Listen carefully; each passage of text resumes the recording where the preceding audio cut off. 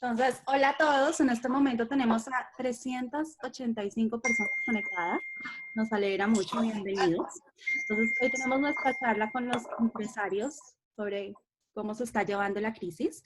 El moderador es Gabriel Goldschmidt. Entonces, antes de empezar, los dejo con Marcos que les dé el saludo y les presente a Gabriel. Marcos. Ok, bueno, una bienvenida a todos en este espacio tradicional de los domingos. Ya se volvió tradicional y esperemos que se quede así, incluso cuando algún día vuelva la normalidad, como sea que llegue. Tenemos un panel de lujo, de absoluto lujo hoy. Eh, en este momento tenemos más de 400 personas conectadas. Eh, Realmente el tema de los empresarios, las empresas, en sus manos está buena parte del futuro de lo que ocurra a partir de hace un mes hasta que esto siga, y no sabemos si algún día cómo va a ser, pues se va a acabar esto. Tenemos además de tener empresarios exitosos en su campo, tenemos también muy exitosos en su trabajo comunitario. Voy a presentar primero al moderador, nuestro querido moderador Gabriel Goldschmidt, quien lleva 2 años viviendo en Colombia, es argentino y es, eh, trabaja con el International Finance Corporation, que es una parte del grupo del Banco Mundial. El Banco Mundial también en sus manos va a quedar buena parte de lo que ocurra después durante la pandemia. Lleva 2 años en Colombia. Gabriela además se ha vinculado también a la comunidad, es miembro de la Junta Directiva de la IM y también miembro de la Junta Directiva de la Confederación. Y Gabriel tiene un MBA de Wharton, una larguísima trayectoria internacional. Los 3 panelistas de hoy no son panelistas en Colombia. Este panel lo podíamos estar haciendo en Londres, en Frankfurt, en Nueva York. Y hablando de Nueva York, voy a presentar a Jean-Claude, que entre su hoja de vida aparece algo que él siempre resalta, es haber sido mesero en Nueva York. Y de mesero en Nueva York, Jean-Claude pasó a su cargo de presidente del Grupo Aviatur. Además es el presidente de la Confederación de Comunidades Judías de Colombia. Tenemos a Natán Burstein, querido amigo de toda la vida, presidente del Grupo Toto, egresado del Colegio Colombo Hebreo, y a Albert Duber, también conocido por todos. En este momento es un empresario más internacional que nacional. Ha estado al frente de Endeavor, que es una ONG que ayuda a nuevas empresas y nuevos emprendimientos. También ayuda a emprendimientos en Israel con Venture Capital, y pues conocido por el Grupo Ajove y Daniel. Señores, qué grupo, qué honor tenerlos a ustedes acá en esta actividad. Vamos a trabajar de esta forma. Gabriel es el moderador, ya se contactó con los panelistas, y después de que Gabriel y los panelistas concluyan, más o menos 45, 50 minutos, vamos a hacer las preguntas. Dada la cantidad de gente que tenemos acá, en este momento 450, vamos a hacer las preguntas por chat. Yo recibí unas ya anteriormente y las preguntas las vamos a hacer entre Vivi y yo. Señores, bienvenidos. Una vez, muchas gracias, Gabriel. El panel es tuyo. Muchísimas gracias, Marcos, y gracias a todos los que están participando en esta actividad de domingo. La pregunta es muy buena: empresarios frente a la crisis. ¿Y por qué es buena? Porque en todos nuestros países, y eso también es cierto aquí en Colombia, como decía Marcos, son los empresarios los que tienen el pulso de los empleos. Y son los empleos, entre otras cosas, lo que está a riesgo. En este momento, América Latina y junto con Estados Unidos, todas las Américas están en el ojo de la tormenta. América Latina en particular tiene prácticamente 1 millón de casos y casi 50.000 fallecidos. Esto no es menor. En este contexto, Colombia se destaca como uno de los países que tuvo liderazgo en tomar rápidamente decisiones duras pero necesarias. Y estamos viendo las buenas consecuencias de ello con un país que tiene relativos pocos casos cuando uno los compara en la región, sobre todo sobre una base per cápita. Albert, quisiera comenzar contigo.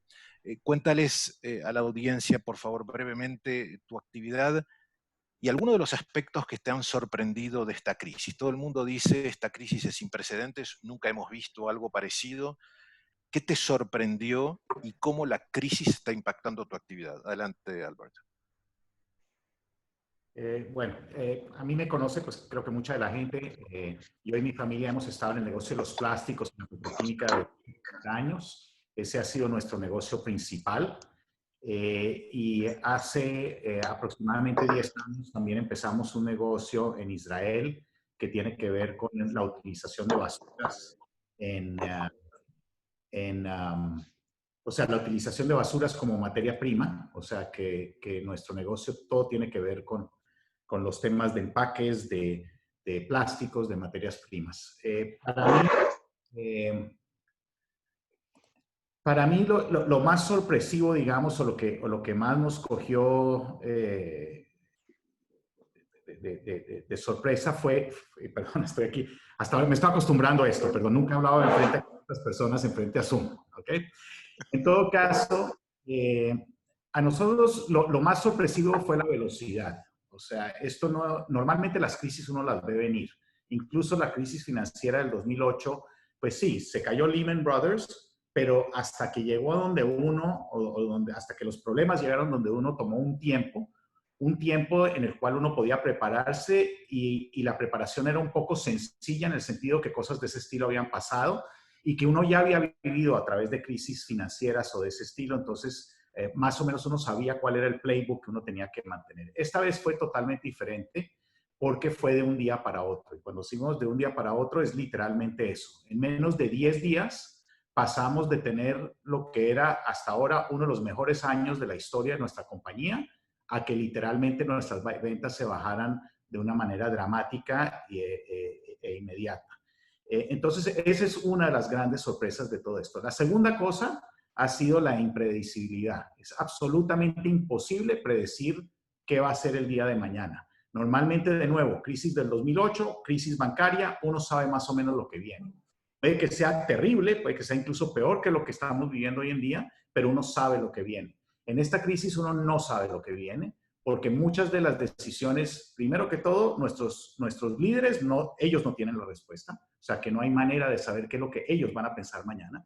Segundo, mucho de nuestro futuro depende de las decisiones que esos líderes tomen. Entonces es muy diferente un país donde deciden cerrar todo de un día para otro a un país que decide que quiere la inoculación general de la población y no cierra nada. Y así ha sido con todo. O sea, ha sido un día uno cree que lo van a cerrar, al día siguiente no lo cierran. El día que uno pensó que no lo iban a cerrar, lo cerraron. Entonces, entre esas dos cosas, velocidad con que vino la crisis y segundo, la impredecibilidad de lo que viene, esas son los efectos más grandes de esta crisis. Gracias, Albert.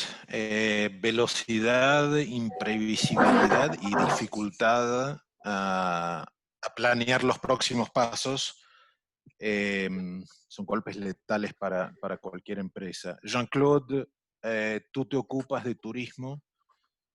Todos vemos que el sector turístico es uno de los más golpeados. Me interesaría escuchar cómo estás confrontando esta situación con los colaboradores, la gente que está en tu empresa. ¿Cómo un empresario como tú y cómo estás tú viendo que otras personas en el ramo pueden trabajar para preservar esos empleos? ¿Y cuál es la tensión entre proteger los empleos y proteger la empresa? Adelante, Jean-Claude. Gracias. Bueno, lo que pasa es que tal como lo dijo Albert, no conocemos las normas del, entre comillas, juego en esta crisis. Con lo que nos dijeron en principio, era un tema que vislumbrábamos para 3 meses. 3 meses, nos alcanza el flujo de caja, perfecto, mantengamos los sueldos y los puestos de todo el mundo.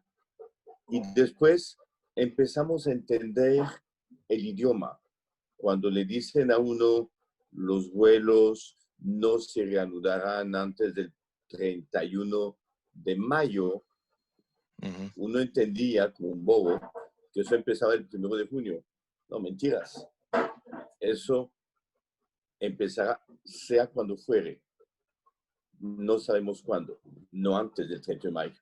Entonces ya aprendimos a interpretar el idioma, por un lado, y pues el flujo de caja nos alcanzaba hasta el 31, hasta junio, la prima y todo eso, para 3 meses. O sea, vino un momento en el cual los 5,000 colaboradores nos tocó suspender unos 1,500 en total, dando algunos subsidios adicionales, en algunos casos, los más necesitados, y ir organizando la empresa, cerrando muchas oficinas, volviendo las salas de reuniones inmensas que podíamos tener, volverlas centrales de reservas, centrales de contacto. Y lo que hicimos fue crear una empresa de servicios temporales, Aviaest, y pedir permiso al Ministerio de Trabajo para ponerla a funcionar. Y entonces ya hay empresas que nos han contactado, denos unos motorizados, un banco internacional, nos interesa el personal bilingüe, otros personal de sistemas, colegas, gente de contabilidad, etcétera, etcétera. Al máximo tenemos que proteger nuestros colaboradores y obviamente la empresa. Y la empresa se va a transformar también. La empresa va a ser mucho más online. Afortunadamente tenemos una bastante buena tecnología que compite a nivel internacional bastante bien, y eso nos tiene algo preparados para el futuro. Gracias, Tenemos en el grupo Jean-Claude. Reinventar. otras empresas que no son afectadas por la crisis. El grupo logístico de carga no está afectado. La parte seguros, la parte de asistencia médica, todo eso no está afectado. Es los más afectados de todo el comercio del país, toda la industria del país, es obviamente el sector turístico. Muchas gracias, Jean-Claude. Reinventar el negocio, pensar en tecnología e imaginar nuevas cosas es seguramente un tema que vamos a ver a través de la conversación. Nathan, Jean-Claude mencionaba flujo de caja e incertidumbre yendo hacia adelante. Si has conversado con bancos en estos meses, ¿cuál es la reacción? ¿Están a la altura? ¿Es el que te acerca el paraguas cuando hay buen tiempo y cuando llueve te dice no, dámelo? ¿U otras fuentes? ¿Qué es lo que un empresario, en una situación como la que describió Jean-Claude, puede tener acceso a liquidez para evitar que los temas de liquidez no se conviertan en temas de solvencia? Nathan.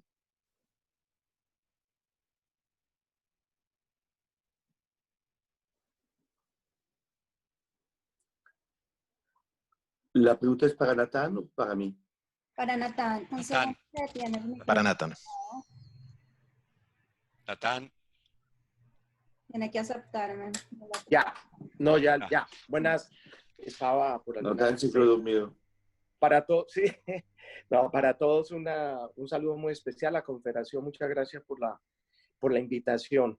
Para la pregunta de Gabriel, cuando se viene a principios de marzo, empieza finalmente a venírsenos este tsunami, sí, siempre hemos escuchado, lo hemos sabido, que la caja es el rey en estas circunstancias. Indudablemente que no esperábamos tampoco que esto fuera, en los principios, que fuera a durar tanto. Nosotros nos acercamos a las entidades financieras y utilizamos cupos en ese momento disponibles para tener caja. Nosotros somos también una industria diferente, estamos en un sector diferente al de Albert, al de Jean-Claude. Nosotros estamos en retail y pues al igual, cuando empezaron las cuarentenas, todo cerrado. Los bancos en un principio fueron amplios en el sentido de que ellos tampoco estaban previendo que esto tuviera esa duración. Pero aquí hay algo muy importante que hemos encontrado y en lo cual nosotros tenemos que jugar como un balance. Nuestras ventas han sido prácticamente cero. Nuestro website, el e-commerce, indudablemente en los países donde estamos, y Colombia es un país donde está creciendo, esto va a ser un trampolín indudablemente y un acelerador gigantesco porque la gente está aprendiendo a comprar por e-commerce, pero todavía no tiene un peso específico sobre la venta. Entonces, ¿cuál es el dilema en el que estamos? En que nosotros vamos a tener, y nos va a tomar varios años en recuperar nuestro nivel de venta que tuvimos en el año 19. Si nosotros abusamos por ser empresa grande, considerada una empresa grande en Colombia, donde los bancos nos tienen, digamos, bien tratados, pero más que los bancos tratarnos bien a nosotros, el cuidado que tenemos que tener es de no sobreendeudarnos, porque si nos sobreendeudamos, acordarse de que si la venta se nos baja a la mitad y nuestro endeudamiento era el 30%, se nos va a volver el 60% para cuando volvamos a arrancar, y va a ser muy difícil poder tener ese nivel de endeudamiento. Entonces los bancos han sido conscientes. En el último tiempo, ya viendo el alargue, han empezado a solicitar información, a venir a hacer. Entonces esto en las próximas semanas va a haber un cierre que ya empezó a verlo, y va a haber ya unos momentos mucho más complicados para la caja. Gracias, Nathan. Jean-Claude, quisiera volver hacia ti con una pregunta respecto del empresario dentro de la crisis en este caso, pero pensando fuera de la empresa.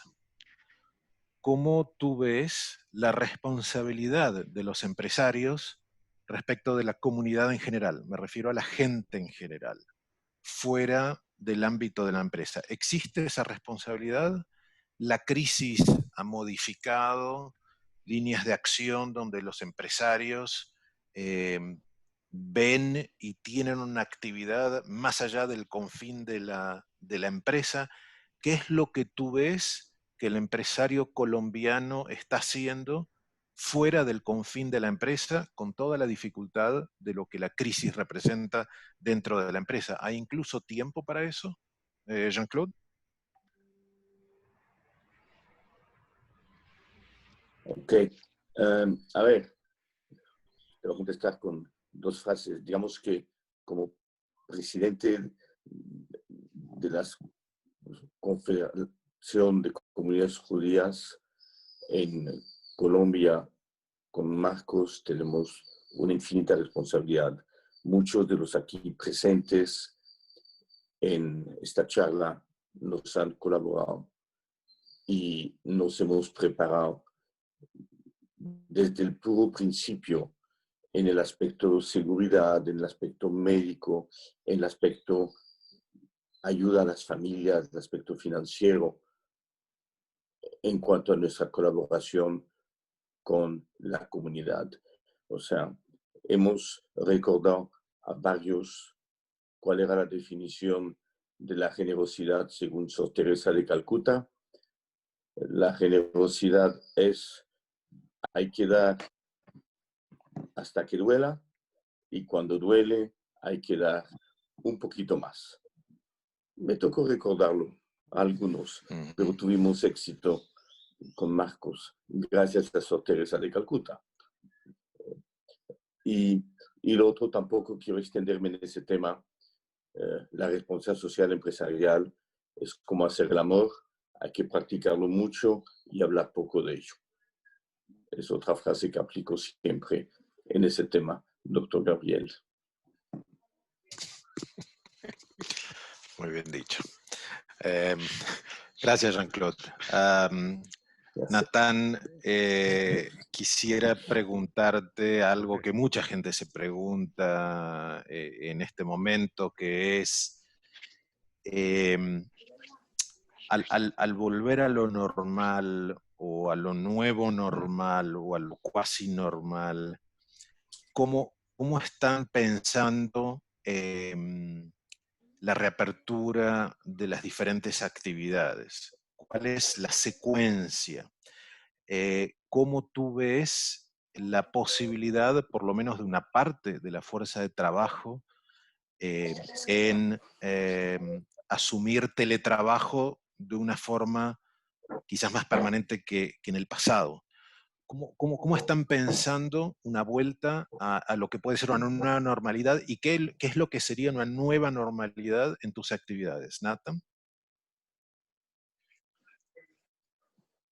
Bueno, nosotros dividámoslo rápidamente en tres temas. La parte, digamos, administrativa, tenemos la parte productiva y tenemos la parte comercial de las tiendas. Si nos vamos a la parte administrativa, indudablemente esto fue un acelerador. Todos tratamos, yo tenía programas de teletrabajo en algunos escenarios, pero siempre con un poquito de recelo de cómo, si la gente en la casa trabajaba bien o no trabaja, o se dedica a qué o no, pero ya estábamos probando y trabajando de esa manera. Y creo que esto lo que está haciendo es acelerar, nos está demostrando que hay una mezcla de todo esto va a ser el ideal, porque nuestras ciudades cada día con más congestión cuando volvamos nuevamente a la normalidad. Bogotá, que no ha entrado a la normalidad y ya está en trancones. Entonces, sí, en la parte administrativa, indudablemente, el teletrabajo va a generar unos beneficios grandes. Ya no sé qué vamos a hacer con tantos metros cuadrados de oficinas. Creo que ahí va a haber una reconfiguración. En el segundo aspecto, producción. Para nosotros hemos empezado a producir básicamente la línea que todos en este momento podemos y tenemos que producir, que son los tapabocas y todas estas nuevas batas con antifluidos. Gran parte en nuestra industria no necesita mucho producto, porque acordémonos de que la cuarentena precisamente arranca cuando estamos listos a empezar nuestra nueva temporada de primavera-verano y todos estábamos o sacando o empezando a sacar las nuevas colecciones y llegó esto. Entonces, mucha producción no se necesita. Tenemos en producción una barrera en este momento y son las preexistencias. Alrededor del 25% de nuestra fuerza laboral en planta no puede trabajar porque tienen o preexistencias por enfermedades o por alguna cosa, o lo que hoy también es que vivan con gente mayor o que tengan algún tipo de no poder. Hay una reglamentación sobre eso. Entonces, en la parte productiva, pues hemos tomado todas las medidas de sanitarias, pues, pero esto nos va a tomar un tiempo porque no tenemos todavía nuestras tiendas abiertas. ¿Para qué producimos si no tenemos nuestros canales comerciales abiertos? Y en el tercer punto, que es ya la parte de distribución y de venta, nuestras tiendas o los canales, pues hemos encontrado, ha sido demorado, nos siguen posponiendo las aperturas. La gente le va a tomar un tiempo volver a coger confianza para ir a los centros comerciales, a reunirse.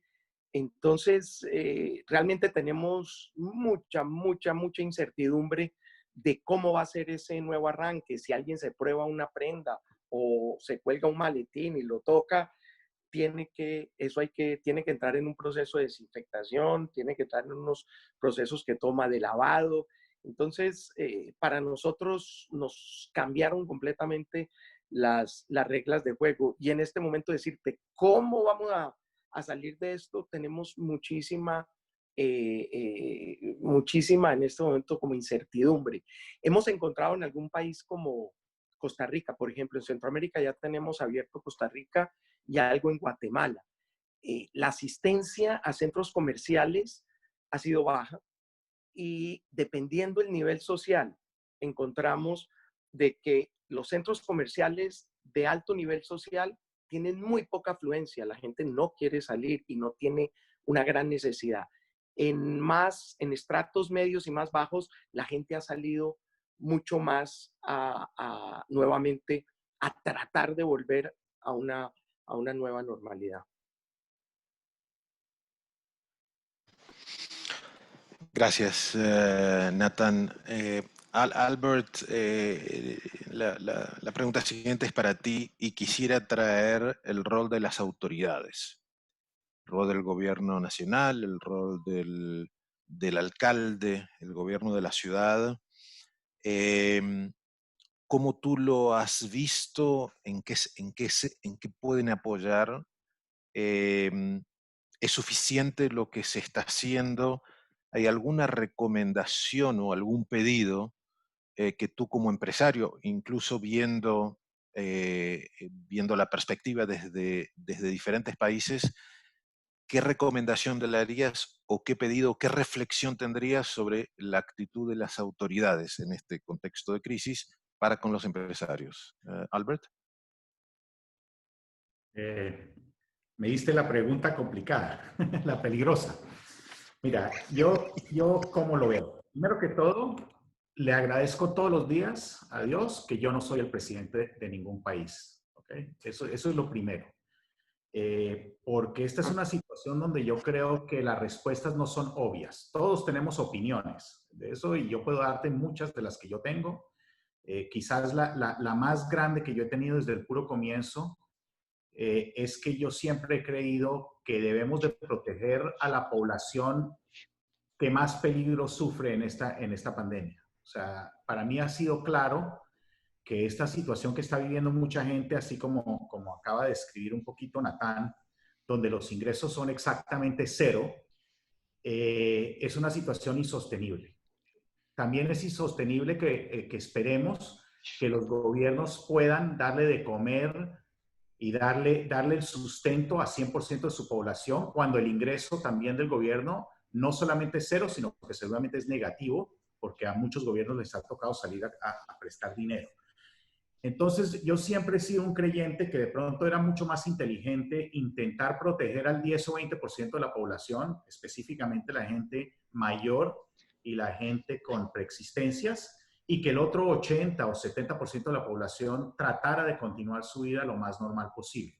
Digamos que esa sería una diferencia. Esto es fácil decirlo, es fácil de pronto incluso demostrarlo desde el punto de vista numérico, pero cuando estamos hablando de política y cuando estamos hablando de muertos y cuando estamos hablando de que en países donde no están bien organizados, literalmente los ataúdes empiezan a apilarse afuera de las casas, o peor, los cuerpos empiezan a apilarse afuera de las casas y no hay quien los recoja, pues hablar de lógica a veces se pierde un poco. Yo creo que el gobierno colombiano en general lo ha manejado muy bien, o sea, yo funciono en muchísimos países y definitivamente pues los resultados en Colombia del punto de vista de muertos, como tú mismo dijiste al comienzo, ha sido muy bueno. Solamente el tiempo dirá si el efecto económico que estamos sufriendo todos en este momento es un efecto temporal, en cuál caso vamos a decir que valió la pena y que el número de vidas que prevenimos valió la pena. Sin embargo, si esto se llega a alargar, o como yo muchas veces he dicho, también es como triste que ahora nos preocupamos por el virus, pero mientras tanto en Colombia y en Sudamérica en general apuesto que hay miles de niños que mueren de diarrea todavía, y sin embargo la diarrea nunca ha sido un tema que hemos atacado como sociedad, me explico, y sin embargo yo sé que esa es una de las razones de muertes más grandes que hay entre los niños de bajos recursos. Entonces, digamos, no sé cómo responderte. O sea, lo que te puedo decir es que yo creo que el gobierno ha hecho lo que ha podido. Colombia está en una situación económica complicada. Las finanzas del gobierno no son las mejores. Este gobierno no entró, digamos, con la caja llena. Han intentado hacer lo que han podido. Los alcaldes, a su vez, pues eso sí ha sido un poquito de caos. A nosotros en cada ciudad nos vienen con otras reglas, otras bases de datos que hay que llenar para poder trabajar, otras reglas del juego, pero yo diría que en general Colombia es de los países que ha manejado bien la cosa. Ahora lo que falta ver es qué pasa con la economía y yo en eso sí, como digo, y con eso termino, he sido muy claro de que definitivamente vamos a tener quizás más muertos por cuenta de la economía de lo que tuvimos con la pandemia y eso es algo que me tiene muy, muy preocupado porque la situación esta de la cual acabo de decir, de que muchísimas personas tengan cero ingresos, es insostenible y no hay gobierno que va a poder con eso. Gracias, gracias Albert. Y efectivamente lo que tú dices es extraordinariamente importante porque la tarea de quienes tienen la responsabilidad de conducir las riendas de un país o de una ciudad o de una región siempre es extraordinariamente complicado y quizás no haya habido en experiencia de los últimos 80 años algo tan complejo como tenemos en este momento. Gracias, gracias Albert. Natán, quería volver hacia ti con un comentario que tú has hecho antes en cuanto a las diferencias entre países y la reacción que tú ves. Mencionabas Guatemala y Costa Rica. Quisieras que le cuentes a los que nos están viendo desde tu perspectiva, viendo tantos países a través de un lente similar, ¿qué lecciones aprendidas o qué desilusiones o qué decisiones tú has visto tomar que han sido útiles? ¿Cómo tú comparas en ese contexto Colombia como país con otros de los países con los que tú tienes relación directa y qué es lo que se puede aprender de ello? A ver, Gabriel, creo Albert también tocó algo de esto. Cada país y cada dirigencia en cada país ha actuado de maneras diferentes. Ecuador, que fue, por ejemplo, el primero que recibió contaminación en un nivel alto, fíjate que no tomó las medidas de impacto que debía haber tomado en un principio y apagado por esas decisiones. Igual lo estamos viendo, por ejemplo, en México, donde no se sabe realmente qué está pasando. No hay la información que se está recibiendo de México. Todos hemos escuchado y lo vemos que nadie le cree. Y así nos podemos hablar. Creo que cada país ha actuado. Por ejemplo, Costa Rica sí fue un país el cual muy rápidamente, por ser un país pequeño, tomaron medidas fuertes y controlaron. Y por eso tal vez es hoy el país más abierto organizadamente de Centroamérica. Perú ya también todo lo hemos visto. Chile con la prueba que hizo de empezar a abrir y una vez abrieron, sí, vino esa segunda ola que volvieron y lo cerraron. Entonces, hay que acordarse de que hay muchos intereses. Desafortunadamente, en esto está ese gran balance que siempre se habla, si la economía o la salud. Hay países que se han ido un poquito más con la balanza de la salud, hay otros que se han ido un poquito más con la balanza de la economía. Como digo, aquí no va a salir nadie bien. Unos más aporreados y unos menos aporreados. Pero encontramos un ramillete de todos los estilos y todavía creo que es muy temprano para juzgar quiénes fueron los que realmente jugaron las mejores cartas en este momento. En este momento no hay una respuesta exacta. Gracias, Natán. Tú mencionas economía versus salud y efectivamente en muchos lugares se vio la contraposición o decisiones que se tomaron pensando un poco más en la salud o pensando un poco más en la economía. Los datos iniciales en algunos países muestran que la diferencia entre tomar decisiones por una o por la otra no tienen el impacto que uno podría haber pensado de antemano. Hay un caso interesante en los países nórdicos, entre un país como Suecia, por ejemplo, que tomó una actitud de tener esencialmente las actividades abiertas, prácticamente normalmente, versus, por ejemplo, Noruega y Dinamarca, que tomaron otra actitud. Países cercanos, con mucho intercambio entre ellos. Lo que es muy interesante es que la economía en Suecia cayó, no siguió al ritmo de lo que se esperaba, a pesar de que todo estaba prácticamente abierto. Y eso es por el comportamiento de la gente. El comportamiento de la gente hace que el consumo vaya al nivel que uno imaginaba precrisis o no, casi independientemente de las decisiones del gobierno. Y por eso es interesante que economía o salud no es una dicotomía tan polarizada como lo que uno podría pensar. Albert, la próxima pregunta te la quiero volver a hacer a ti, y es sobre competencia versus colaboración en tiempos de crisis. Los empresarios tienen redes de contacto donde dentro de una industria o a través de las industrias se intercambian experiencias, a veces conocimientos. ¿Cómo tú has visto en el contexto de la crisis esa tensión entre competencia y colaboración? La razón por la que pregunto eso es porque esa misma tensión existe entre países. ¿Será que saliendo de la crisis vamos a centrarnos más en cada país versus una actividad más global, más multilateral, más de intercambio? ¿Será que eso será preservado? Me interesa que le comentes a la gente cómo las empresas están viviendo esa tensión entre eh, competitividad o competencia entre empresas y colaboración para juntos encontrar formas de cómo salir de la crisis. Albert. Ese es un tema bien interesante. Yo te diría, desde el punto de vista de la competencia, y ahorita hablamos de los países, nosotros en el sector plástico, en general, en prácticamente todos los países donde operamos, se nos consideró una de las industrias básicas.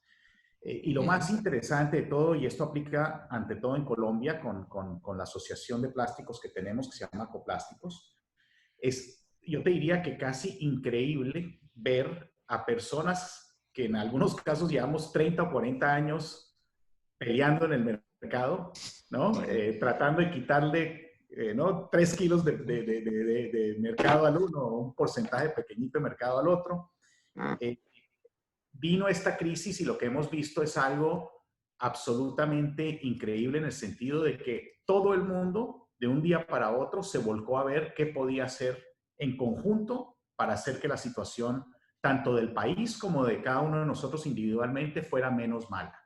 Eso es algo que te digo, nunca en mi vida había visto yo. O sea, siempre he visto que hay, cuando uno trata de hacer cosas en conjunto, siempre hay uno o dos que quieren como pasar agachados, cuando hay que recoger dinero hay alguien que no quiere. Esta vez yo te tendría que decir que por lo menos en la industria plástica colombiana la reacción ha sido incondicional. Hemos trabajado como si fuéramos todos de la misma empresa. Las preocupaciones han sido las mismas. Cuando hemos ido al gobierno, yo creo que en general hemos ido con una voz, no con 5 voces. Y en ningún momento nos ha molestado que algo que nosotros hayamos pedido haya beneficiado a un competidor.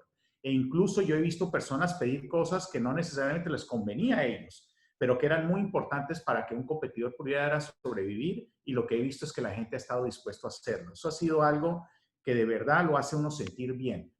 Hay una organización también que fue incluso fundada por unos amigos míos del colegio de Nueva Granada, que se llama Colombia Cuida Colombia, donde básicamente empresarios, no solamente del sector plástico, sino de todos los sectores, uno vio como gente que tenía problemas enormes, enormes, de estas personas que incluso tenían los cero ingresos, ayudando tanto a personas en mal estado como ayudando a ver cómo un competidor o otra persona pudiera llevar adelante su negocio. O sea que de eso yo te digo una cosa, muchas veces dicen que toma las crisis para saber cómo es la humanidad. Pues mi conclusión ha sido, saben que la humanidad no es tan mala como nos la pintan. O sea, realmente hay gente increíble en el mundo y tengo el placer y el gusto de trabajar y de competir con muchos de ellos. O sea que de ese punto de vista lo tengo claro y tengo que decir que ha sido maravilloso la manera como la gente ha reaccionado.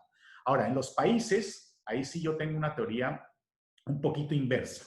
Yo creo que vamos a empezar a ver un mundo donde vamos a volver a un nacionalismo tanto del punto de vista político, que ya se estaba viendo de antes de la pandemia, o sea, ya se veía, sobre todo en Europa, un movimiento nacionalista muy fuerte y también en Asia. Y esto lo único que va a hacer es agravarlo. Sin embargo, yo también creo que lo que va a suceder es que vamos a acabar en bloques, sobre todo en el punto de vista económico. Yo creo que China va a ser un gran perdedor en todo esto. En todos los países donde yo funciono, de alguna manera u otra, ya están habiendo o impuestos o restricciones, sobre todo contra la competencia china, que es lógico porque ellos han competido de una manera desleal desde hace mucho tiempo. Esa es una cosa que ya se ve clara, no en Estados Unidos nomás con los impuestos de los aranceles, sino que uno ya lo ve incluso en el consumidor. Consumidores diciendo, ¿sabe qué? Yo quiero un proveedor que no sea de la China. Entonces, eso está sucediendo. La segunda cosa que veo es que van a haber bloques económicos en el sentido que los países de las Américas, y puede que Estados Unidos sea separado o no separado de eso, en algunos casos creo que países de Latinoamérica van a trabajar con Estados Unidos, en otros puede que no, y definitivamente incluso con Europa puede que haya algo de choque, porque van a haber países que van a querer hacer negocios con los países más cercanos, con los países que tienen una filosofía, digamos, política más cercana a ellos. Y yo creo que la pandemia, de cierta manera, ha dado la excusa para poder continuar con este proceso que, como digo, ya venía y que lo vamos a ver volverse muy fuerte. Van a haber cosas que uno antes decía, yo produzco en un país y lo mando a 30. Yo creo que ahora le va a tocar a la gente empezar a pensar, de pronto necesito varios lugares de producción si quiero funcionar en los 30 países. Entonces, en cuanto a competencia, te diría, excelente, se ve lo mejor de la humanidad.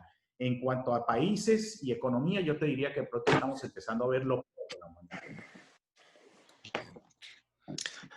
Gracias, Albert. Y lo que estaba pensando cuando tú mencionabas es, a lo mejor los países tienen mucho para aprender de las empresas y ojalá que lo hagan.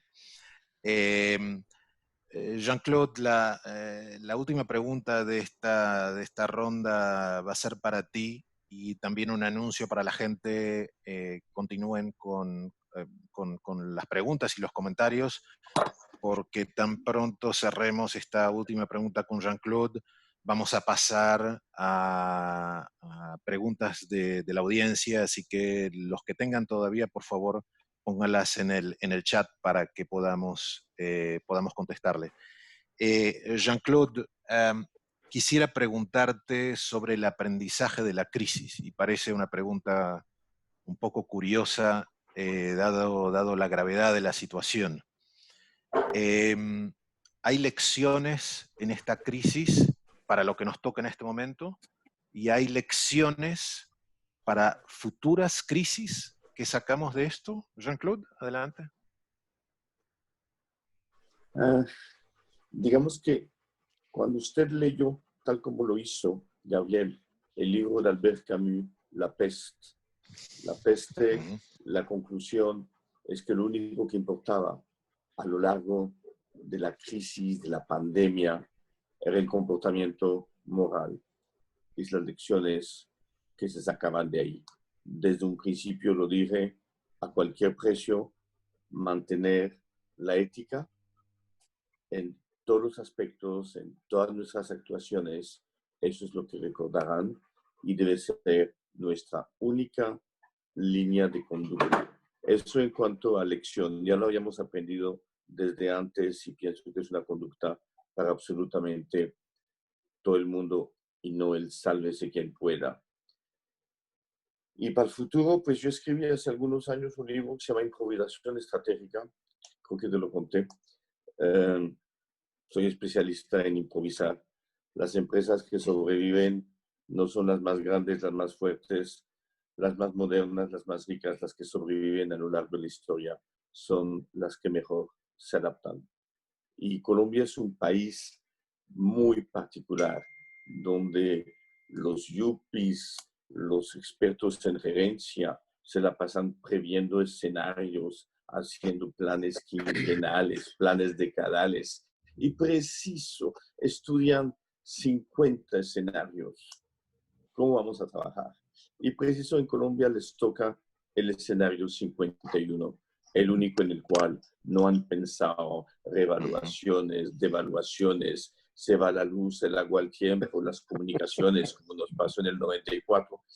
Somos unos expertos en improvisación estratégica. Entonces, eso sigue y ojalá nos dejen un tiempito entre esta crisis que ya pasó, que algún día va a pasar, y la que vendrá. Gracias, Jean-Claude. Qué buena forma de cerrar este ciclo de preguntas antes que lleguen las de la audiencia, las del público. Ética por sobre cualquier otra cosa y recordar que lo único que nos salva es adaptarnos. Qué bueno. Viviana, Marcos, les cedo el micrófono para que nos ayuden con las preguntas que estamos recibiendo del público. Adelante. Antes de que Marcos empiece con las preguntas, si ustedes tienen preguntas pueden ponerlas en el chat, que sea que le llegue a Marcos, a Vivian Tesone o a Sistel. Nosotros pues podemos recibir las preguntas, entonces mándenlas y así las hacemos llegar. Muchas gracias, Marcos. Ok, como se imaginarán, hay toneladas de preguntas. Vamos a tratar de agruparlas y hacerlas en el orden que han ido llegando. Hay una pregunta que me parece muy interesante y me va a tomar la libertad de dirigírsela a Albert. Albert, ¿qué competencias o estudios deben hoy en día las nuevas generaciones, los jóvenes o las personas que están tratando de reinventarse, esa palabreja, acometer en este momento? ¿Qué deben estudiar? ¿Qué es lo importante en las profesiones de hoy y del futuro después de la pandemia? Para mí, sin duda alguna, son los temas, creería yo, pues, que tienen que ver con ingeniería y con, digamos, pues para mí ingeniería es todo lo que tiene que ver con resolver problemas de una manera práctica. O sea, ciencias, ingeniería, o sea, yo he sido un creyente, voy a echar un pasito para atrás. O sea, el mundo de antes de la pandemia, seamos honestos, la juventud nuestra había llegado a una conclusión que estábamos destrozando el planeta, que nos estábamos matando entre nosotros y que el mundo no tenía solución. Yo siempre he sido un optimista y, como algunos de ustedes sabrán, estudié historia en la universidad. O sea, yo no soy ingeniero, sino soy historiador, para lo que eso sirva. Pero soy un optimista empedernido en el sentido que yo creo que el hombre la embarra mucho, pero también creo que el hombre es el que aprende a salir de sus propios problemas y aprende a resolver sus propios problemas. Y para mí la ciencia, la tecnología, la ingeniería es la manera como el hombre compensa mucho de lo que embarra. Y yo por eso le diría a la juventud que quizás más importante que estudien es que sean, número uno, optimistas, que dejen ese concepto de que el mundo se acabó. Porque es como digo yo, eso venía antes de la pandemia y la pandemia va a tender a reforzar que el mundo se acabó. Tenemos que terminar con ese concepto. Y segundo, recordar que lo que debemos de estar pensando ahorita, para mí, por ejemplo, lo de SpaceX, para mí eso es emocionante. De eso se trata la humanidad. ¿Ustedes se imaginan? O sea, la mayoría de los jóvenes con que hoy tratamos de mandarles un mensaje y que ojalá que hayan algunos entre estas 500 personas, o sea, deberíamos estar pensando en cuál de ellos va a ir a Marte. ¿Cómo vamos a llegar a Marte? ¿Qué vamos a hacer cuando lleguemos a Marte? ¿Qué nos va a encontrar Marte? Allá va a haber otra pandemia, van a haber otros problemas. Entonces, lo que yo te diría es de que el hombre tiene cómo resolver muchas cosas, pero tiene que tener una mentalidad positiva. También creo mucho en lo que dijo Jean-Claude, la palabra moralidad es muy importante. O sea, créanlo o no, hasta la ciencia y la ingeniería requiere moralidad, porque si no la utilizamos para las cosas equivocadas. Pero si hay que estudiar algo, yo diría tecnología, ciencias, ingeniería, pero que no se les olvide un poquito de Talmud para que la parte moral no los deje irse en el camino equivocado. Gracias, Albert. Esta pregunta se la voy a dirigir a Natán porque creo que parte de su negocio es eso, Natán.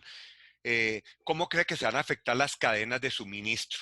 Esas cadenas de suministro globales que producen una parte en un lugar, otra en otra y un ensamblaje final en otra, ¿cree que se van a afectar? Y si ya se están haciendo las provisiones para cuando estas cadenas de suministro cambien. Natán, por favor. Gracias, Marcos. Pues yo creo que Albert tocó ese punto y fue muy claro. Vamos a volver indudablemente que la cadena de suministro va a cambiar y creo que vamos a volver a esa localidad, a esa regionalidad como lo dijo Albert. Esta pandemia está haciendo que los países reevalúen, ¿no? ¿Qué es lo que está pasando? Y el consumidor, que no lo hemos tocado hoy, el consumidor de hoy y el que va a terminar siendo después de esta pandemia es un consumidor diferente al que existió hasta marzo 15 y el que va a salir el día que esto ya esté, este nuevo consumidor. Y este nuevo consumidor va a tener indudablemente un comportamiento diferente al consumidor anterior, en muchas formas. Uno, como lo dijo Albert, el nacionalismo. Vamos a apoyar industrias nacionales, vamos a apoyar productos nacionales, nos vamos a ayudar entre nosotros, ¿sí? Antes de salir a dejarle la plata a otro país, a otro mundo. Y número dos, este consumidor también está aprendiendo de qué necesita y qué no necesita. Y cuáles son las prioridades y cuáles son sus prioridades en este momento en la vida en general, en los diferentes escenarios, en el escenario familiar, en el escenario social, en el escenario profesional. Entonces, vamos a indudablemente, estamos desde ya construyendo ese nuevo futuro, ese nuevo mundo que va a afectar todo. Gracias, Natán. Esta pregunta para Jean-Claude parecida un poco, que tiene que ver con el consumidor, pero el consumidor de productos turísticos, el turismo, ¿cómo se va a afectar a mediano y largo plazo o a largo plazo no se va a afectar? ¿Cuál es su previsión en la medida en que en este momento se puede hacer algún tipo de predicción al respecto, Jean-Claude? Creo que debemos diferenciar el mundo de los viajes, que es una parte del turismo, el turismo corporativo. Las empresas habrán descubierto Zoom, que de repente son más eficientes a través de Zoom que viajando y pierden menos tiempo, menos colas en los aeropuertos, etc. Entonces, creo que va a haber una disminución de los viajes corporativos. El que estuvo confinado entre la mujer y la suegra durante 9 meses, lo único que va a querer hacer es salir a viajar. Entonces, tal vez va a haber un incremento. Natán, te estás riendo, ¿qué te pasó? Va a haber un incremento de los viajes personales. Tengo amigos que nunca habían viajado en avión privado. Les está gustando el avión privado. Están gastando la plata en vez de que lo gasten las nuevas. Estoy viendo unas modificaciones en las costumbres y tal vez la gente va a querer más productos afines con la naturaleza, con lo que tiene Colombia, que es el turismo ecológico, esa infinita riqueza. Vamos a ser un destino muy de moda en el futuro. Eso también es una de mis previsiones. Y bueno, lo que dije, menos contacto personal, más call center, más internet, más viajes online, ¿correcto? Y y nos adaptaremos, pues estamos adaptados. Tenemos productos para todos los gustos. Gracias, Jean-Claude. Albert, las preguntas difíciles, como usted dijo, son para usted. El desempleo definitivamente está disparado. En Colombia vamos en 20% and counting, en Estados Unidos llevan 40 millones and counting. ¿Hasta dónde va a poder los gobiernos, los bancos centrales, el Fondo Monetario, el Banco Mundial, donde trabaja nuestro moderador, realmente dar los recursos para paliar que las crisis de desempleo no se convierta en una crisis social, que se convierta en una crisis que lleve a desórdenes y que lleve a situaciones realmente de anarquía en algunas sociedades? ¿Qué herramientas tienen los gobiernos, si es que tienen, para enfrentar esa situación, Albert? Mira, las herramientas las vemos claramente porque ya están sucediendo, ¿ok? Un país como Estados Unidos, pues le ha metido trillones de dólares a la economía. El problema hoy en Estados Unidos te va a parecer ridículo, pero la razón que el desempleo no baja un poco es porque le están dando tanto dinero a la gente que ahora no quieren volver a trabajar, ¿ok? O sea que ahí ves, de un extremo nos fuimos al otro. Y esto es literal, ¿ok? Les puedo decir que nosotros en la planta de Estados Unidos, uno de los problemas que tenemos es que la gente no quiere ir a trabajar, ¿ok? A eso llegamos. Ahora, en un país como Colombia o en África, o sea, no quiero comparar a Colombia con África, pero quiero decir, entre más pobre se va volviendo el país, menos opciones. Al final del día, esto no tiene mucho misterio, ¿ok? Sinceramente, yo creo que ahí es donde los economistas y los políticos se enredan. O sea, no existe el negocio que lo único que tiene es egresos y tiene cero ingresos. La única pregunta que tenemos es qué tan ricos eran antes de que empezaron con el chistecito, ¿ok?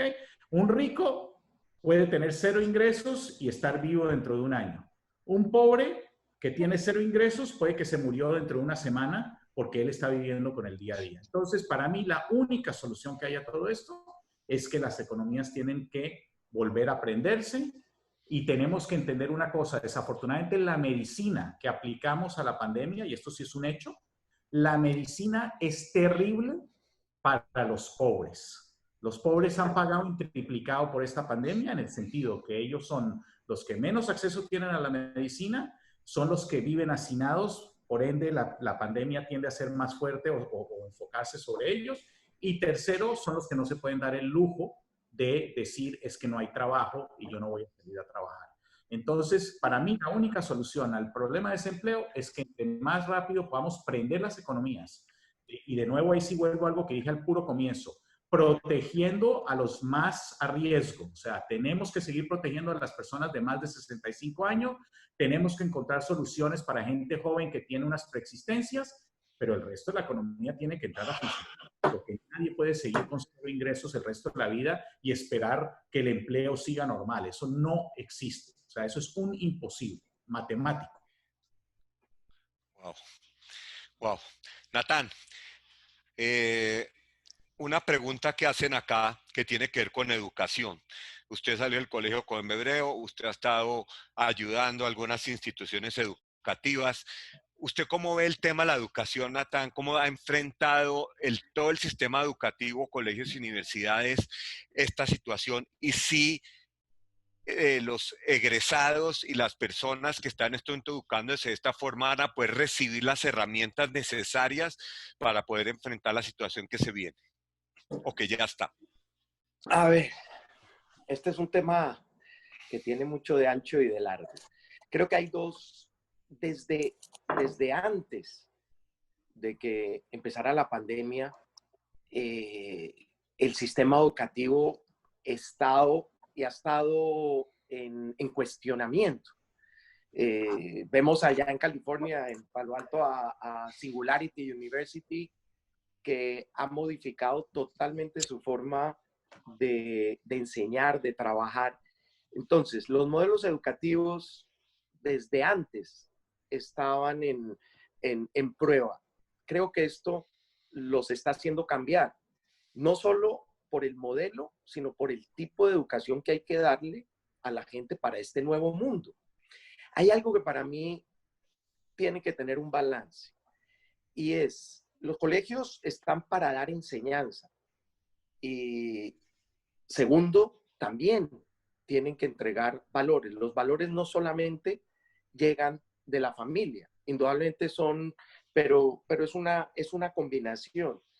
Y para mí hay algo que en este momento y en estos tiempos de pandemia me ha puesto a reflexionar mucho y tiene que ver con la educación, y es cómo debemos comportarnos nosotros, ciudadanos educados, gente que hemos ido a los mejores colegios y a las mejores universidades, y dónde está, cómo nos debemos comportar en frente a esto, no profesionalmente, buscando innovación y buscando no sé qué, no, socialmente. Y yo he aplicado, y siempre en estos 3 meses ha sido la palabra más usada por mí, y es la palabra mensch. Para la gran mayoría que me están escuchando y que la entienden, pues no es simplemente decir que es un señor, una persona que tiene valores, que tiene ética, es una composición un poquito más que simplemente eso. Y ese compuesto, ese componente, es el que saca las sociedades adelante. Porque de aquí, la única manera de que estemos tranquilos, de que hicimos las cosas que pudimos, es porque nos comportamos éticamente, nos comportamos con valores ante una situación como esta. Entonces, cierro diciéndole, Marquitos, esto de la educación es complejo. Yo creo que ese es uno de los grandes temas que van a tener que debatirse fuertemente en los sistemas de los países, ¿no? Gracias, Natán. Esta pregunta se la voy a hacer a Albert y a Jean-Claude. Primero, Albert. Albert, el tema que estaba en la agenda un poco, por diversas razones, el tema ambiental, el tema de sostenimiento ambiental, degradación ambiental y cambio climático. ¿Cómo cree usted que esto se va a afectar tras el paso de la pandemia? ¿Va a seguir siendo importante o va a ser relegado? Primero Albert, después Jean-Claude. Albert, por favor. Si me hubieras hecho la pregunta en abril, te hubiera dicho que pensaba que se iba a relegar. Hoy te digo que va a ser exactamente el inverso. Una de las cosas que definitivamente ha sucedido durante la pandemia es que la gente se ha venido a dar cuenta que lo que parecía imposible no es tan imposible. ¿Okay? Entonces, el concepto de una crisis por calentamiento global era algo que todos pensábamos que como que eso no va a ser conmigo. Pero eso era lo mismo que pensábamos de una pandemia, eso no va a ser conmigo. Hoy en día, yo creo que la gente entiende que eso sí es así. Nosotros lo que hemos visto son dos movimientos al mismo tiempo. Uno es que se acabó el tema, por lo menos en muchísimos países, de que el plástico como tal, perdonen que yo estoy en plástico, pero por eso lo sigo, el plástico se ha vuelto una solución a la pandemia. La gente por fin está entendiendo que el plástico trae una funcionalidad que es muy favorable para muchas cosas que la sociedad necesita. Pero al mismo tiempo entiende que el cambio climático es algo que sí de pronto se nos viene. Interesantemente, el plástico es supremamente favorable para el cambio climático. Es el material que menos cambio climático causa, en la mayoría de los casos, en un porcentaje enorme. Entonces, lo que hemos visto es cómo repentinamente estamos por fin empezando a mirar muchas de las cosas, y vuelvo a mi tema de ingeniería, donde los números son lo que cuentan, la ciencia es lo que cuenta. Y lo que te puedo decir sin duda alguna, porque lo hemos visto en UBQ, la compañía israelí de la cual hablé un poquito al comienzo y que tú conoces, lo que hemos visto en UBQ es que las compañías grandísimas que pensamos que se iban a olvidar del tema de sostenibilidad, ha sido exactamente el inverso. O sea, en las últimas 2 a 3 semanas, ahora que ya todo el mundo como que salió del tema del día a día del virus, lo que hemos encontrado es que las compañías grandes están con un interés enorme de poder pasarse a materiales como los de UBQ que realmente resuelven el problema de economía circular y que ayudan a resolver de una manera dramática todo el problema de calentamiento global. Entonces, en resumen, lo que te diría es algo que parecía y que la lógica hubiera dicho, estamos tan preocupados con la pandemia que se nos va a olvidar el problema más grande, que es el de calentamiento global, que ese sí efectivamente no estamos hablando de que se mueran 250,000 ni 1 millón de personas. Ese sí estamos hablando de un problema donde pueden morir cientos de millones de personas o donde pueden haber unas migraciones de personas de regiones calientes a regiones más frías, literalmente quizás en los billones de personas, miles de millones de personas. Ese tema se ha vuelto un tema que ha vuelto a resurgir en las últimas semanas con una vehemencia que no veíamos antes de la crisis. O sea que, créelo o no, de pronto todo esto va a venir con algo mejor y no con algo peor. Gracias a Albert. Jean-Claude. Bueno, Albert habló del punto de vista plástico, voy a tratar de hablar del punto de vista turístico. Los productos turísticos van a tener que ser sostenibles, tanto por obligación legal como por gusto del público. La tendencia y sostenibilidad va a querer decir un turismo equilibrado, un turismo que no contamine ni económicamente, ni visualmente, ni culturalmente, ni ambientalmente. Un turismo equilibrado entre todas las partes que intervienen en la actividad. Eso va a ser el resultado de esa crisis en el turismo, Marcos. Gracias, Jean-Claude. Natán, una pregunta práctica, pero hay mucha gente acá que la está haciendo en el chat y me la habían hecho anteriormente también. Y realmente, ¿cuál es el futuro de los espacios comerciales, de los arriendos, de los malls, de las oficinas? Si eso, ¿cuál cree usted que puede ser el cambio que se dé en ese mercado, que entre otras acá en una ciudad como Bogotá estaba demasiado caliente en los últimos años? ¿Cómo lo ve usted y como uno de, digamos, de los grandes arrendatarios de lugares comerciales, Natán? Esa es una pregunta que no deja dormir desde hace 3 meses, pensando cómo va a ser el comportamiento de ese nuevo consumidor después de esto. Hay cosas que son ya una realidad. Nosotros hemos tenido unos casos que son muy simpáticos. Llaman al call center nuestro una persona que nunca en su vida ha comprado por internet, a que le ayuden a seguir los pasos para que pueda hacer eso. ¿Esto qué quiere decir? Que gente está probando algo que no conocía, que siempre le tuvo miedo y que está viendo que tiene beneficios. Pero tiene beneficios para cierto tipo de productos más que para otro tipo de productos. Los centros comerciales, desde hace algunos años, han venido volcando su dirección a que sean unos sitios donde se combine no simplemente las compras, sino que también haya gastronomía, haya diversión, haya entretenimiento. Entonces, ese movimiento ya desde algún tiempo atrás se viene haciendo. La gente no se puede quedar enfrente de un computador comprando. La gente va a querer seguir saliendo a tener contactos, a ser, el ser humano es un ser, por naturaleza somos sociales. Entonces, lo que venía en boga de la omnicanalidad, ese tema de que la persona pueda comprar por internet, pero irlo a recoger a una tienda, o comprarlo en una tienda, pero que ahí se lo despachen a un sitio especial, y que los diferentes canales que tenemos de venta estén entrelazados y se apoyen unos a otros. Eso es lo que vamos a ver al futuro. Indudablemente viene una reducción del comercio. No me cabe la menor duda que el comercio tradicional va a recibir un golpe.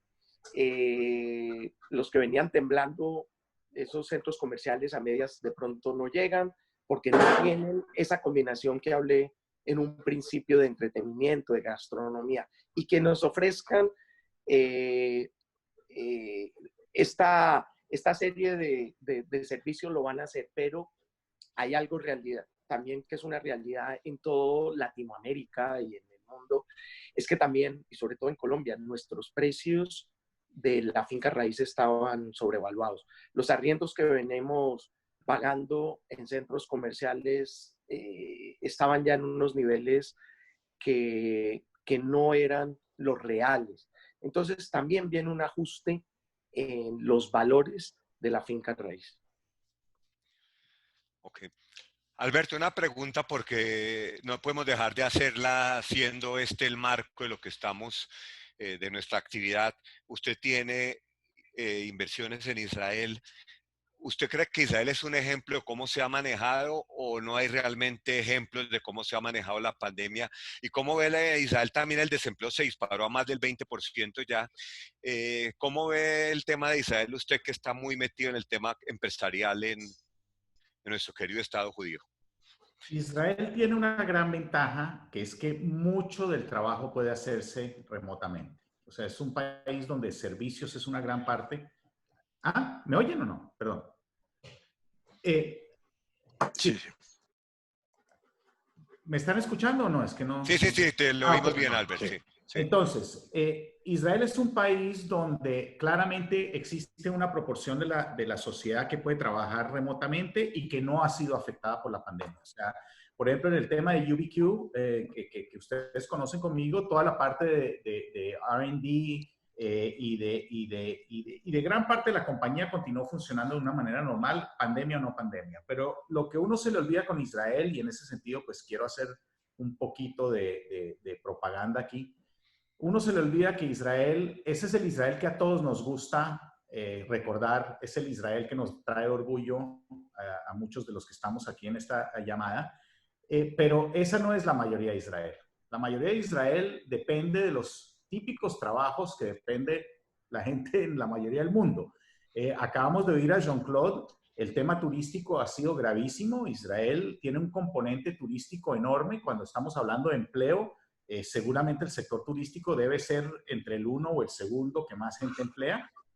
Tenemos una proporción de la población que es pobre, que vive en lugares que, pues ustedes dicen, obviamente no es Ciudad Bolívar, pero sin duda alguna la gente está viviendo una encima de la otra hasta cierto punto, donde no es tan fácil el tema de separarse de todo esto. Hay mucha gente que vive con lo que ganó en ciertos días. Ahora, obviamente es una sociedad donde el gobierno tiene dinero, donde el gobierno apoya, donde todas estas otras cosas, pero nosotros no podemos olvidar que Israel, al final de cuentas, tiene una proporción elite, que es la que nosotros recordamos, pero que tiene otro 90%, 80% del país que depende todavía de las mismas cosas que dependen en todo el resto de los países. Entonces, Israel ha manejado esto de una manera donde creo que ha tratado de balancear las dos cosas. O sea, indudablemente, pues el concepto de una vida es muy fuerte dentro de la religión nuestra, como lo es en el mundo entero, debía de serlo. Pero por otro lado, no hay duda alguna que en Israel hay gente sufriendo y sufriendo muy feo, y no podemos olvidarlos, que eso es parte básica de lo que es ser humano, y yo creo que lo hemos visto en Colombia, cómo lo hemos reaccionado en Colombia con los colombianos, y en Israel toca hacer un poquito de lo mismo, para que no olvidemos que no es un país de solo ricos. Gracias, Albert. Bueno, vamos a dar conclusión a esto. Voy a darle la palabra a todos, incluido a nuestro queridísimo moderador, que nos den unas palabras finales, un mensaje final. Obviamente, Gabriel, aquí pues tomando un poco tu rol de moderador, usted trabaja en el Banco Mundial y todo de lo que pase en el mundo va a depender de ustedes. Unas palabras finales acá para la audiencia que de 560 personas en el máximo número que estaban oyéndote ahora.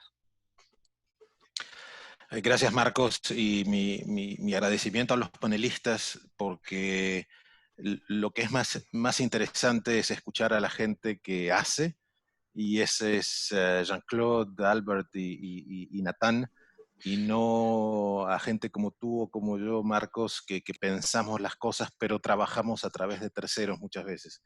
Es, sin embargo, un gran orgullo pensar que el sector privado, y como ustedes saben, IFC trabaja exclusivamente con el sector privado, es la fuente de solución para muchos de estos temas en los cuales se trata de crear y de proteger empleo, de innovar y, como decía Jean-Claude, de reinventarse.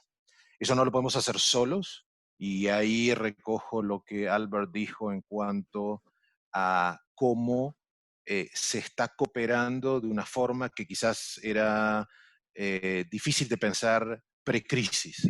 Yo creo que la combinación de la cooperación entre empresas del sector privado, el apoyo que se está recibiendo del sector público y por el lado profesional, las líneas que se han abierto del Fondo Monetario hacia los países, del Banco Mundial hacia los países, de IFC hacia las empresas en los países. IFC solo ha tomado una línea de 8.000 millones de dólares a nivel global, exclusivamente como respuesta a la crisis, cuya demanda está prácticamente completa en este momento. Esto se empezó hace dos meses. Y vamos a seguir. Esto fue fase 1, vamos a hacer fase 2. El objetivo es ayudar porque somos conscientes, de la misma forma que Jean-Claude lo mencionó, que cuando esta crisis pase, y sí, como Albert dijo, esta crisis va a pasar, lo que vamos a recordar es quienes actuaron con la ética y con el corazón, no con el checkbook o el balance sheet. Marcos. Gracias, Gabriel. Natán, palabras finales. A ver, bueno, muchas gracias para todos. Y yo tengo tres mensajes rápidos. Uno, estamos en estos momentos jugando con un dreidel, con una pirinola, donde todos los lados son iguales y dicen todos ponen. Este es un momento donde toda la sociedad tiene que poner. Nosotros como empresarios tenemos una responsabilidad, el gobierno tiene una responsabilidad, las familias, cada uno de los actores que tenemos aquí. Número 2, esto pasa y tenemos que ver el vaso medio lleno. Indudablemente que lo más duro está por venir, porque van a ser recibir las consecuencias de todo lo que nos ha venido pasando y todas las afectaciones que ha habido sobre la sociedad y sobre las economías. Pero el ser humano tiene algo que es muy importante que ponga a actuar y se llama la resiliencia. Este es el momento que tenemos que sacar todos la resiliencia en su mayor expresión. Tenemos que saber cómo nos vamos a parar de esto y tenemos que mirar que de aquí vamos a salir vivos. Así que los invito a todos a que seamos positivos, a que por más duro esto va a pasar. Y bueno, a todos nuevamente muchas gracias, mucho aprendizaje de mis dos queridos panelistas que nos han acompañado hoy.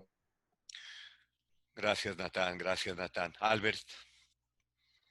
Yo de pronto, lo único que quisiera decirles para terminar es que miren hacia Jean-Claude y hacia Natán. Nosotros hemos pasado quizás los 3 peores meses o dos o tres peores meses que he vivido yo como industrial. Pero cuando yo veo a gente como Natán y como Jean-Claude, y vuelvo a ese numerito, es que ese número es muy duro, 0 ingresos. Y los veo hablando acá con optimismo. Yo sé que están los dos pensando en 1000 maneras de hacer las cosas diferente. Sé que los dos no se van a rendir cuando muchísima gente se rendiría. Yo digo, eso es lo que debe darnos optimismo a todos. O sea, cuando uno ve personas como ellos haciendo lo que están haciendo, uno tiene que decir, pues me toca poner lo mío también. Porque más difícil que eso, créanme que no hay ningún número peor en una industria o en un comercio que 0. ¿Ok? Y eso es lo que ellos están viviendo, 0 ingresos, y sin embargo aquí están dándonos de su sabiduría y sobre todo dándonos de su optimismo. Y yo creo que para mí eso es lo más importante de lo que hemos hablado en el día de hoy. Wow, gracias Albert. Jean-Claude. Está en mute. Perdón. Lo último será lo primero que dije a mis colaboradores cuando vimos lo que se venía. Les mandé un poema. Les mandé un poema que es If, en español sí, de Rudyard Kipling. Métanse en internet, véanlo, está en inglés, hay muy buenas traducciones al castellano también. y estar dispuesto a volver a empezar cuando toca. Eso es ese poema es mi recomendación en este momento de crisis. Es el famoso poema que termina con "será su nombre, hijo mío". Gracias, Jean-Claude. Gracias, Albert. Ven gracias. que no hay que estudiar ingeniería, ¿no? Por favor. No, es que usted se perdió la Hay que estudiar introducción de cuando todo. Como yo lo Alberto presenté. Sánchez, por favor, Alberto, qué horror. ¿Verdad que suyas a su papá? Acuérdate que yo estudié historia, o sea, no seguí mi propio Viejito, consejo, llevo pero 60 bueno. años dando quejas suyas a su papá. Entonces voy a seguir dándolas. Jean-Claude, cuando lo presenté se te había desconectado la imagen. Dije que tu máximo orgullo es haber sido mesero en Nueva York. ¿Cómo te sirvió eso para esto? Fue la única vez en mi vida que trabajé de verdad. Lo demás ha sido un cóctel, pasar a través de la vida como transeúnte, y pude dármelo cuenta de lo afortunado que tuve, porque es muy duro trabajar de verdad. Marcos, no sé si usted la tocó alguna vez en su vida, fue echar discursos, organizarse y vainas por el estilo, pero usted miente, don Marcos, al embajador Goldschmidt le mandé mi hoja de vida completa, porque antes de ser presidente de Aviatur y después de ser mesero en Nueva York, fui modelo desnudo para escultura en la Academia Real de Bellas Artes. Era mucho más estilo Modigliani que Botero, si me quiere volver a contratar. Qué buen final. Es un final de risas. No podía ser mejor para esta actividad. Yo simplemente no voy a despedir la actividad, sino agradecer a los panelistas. Es un panel de lujo, como les dije al comienzo. La verdad, me siento humble de tener este panel acá. Vivi, ahí verás si quiere abrir los micrófonos para que 504 personas se despidan de los panelistas. Entonces, si quieres, hagámoslo de una vez y sí, de una vez. Antes de abrir micrófonos, les recuerdo, síganos en las redes de la Confederación, @CSJ Colombia. Vamos a poner esta charla para los que llegaron tarde o se la perdieron en YouTube. Entonces, síganos. Y la semana entrante, domingo también a las 4:30, tenemos una charla sobre educación muy interesante. La moderadora va a ser Lisa Cohen, presidenta del Colegio Colombo Hebreo, de la Junta Directiva. Entonces, los esperamos a todos ahí también. Y les voy a dar la opción de que se quiten el mute ustedes mismos y vayan preparándose para todo el ruido que va a venir cuando yo haga eso. Ahora. Adiós, todo el mundo. No se vayan, actores. Impecable. Excelente. Gracias, Bravo, bravo, Gracias, saludos para todos. Saludos, gracias. Muchas gracias. Gracias a todos. Gracias.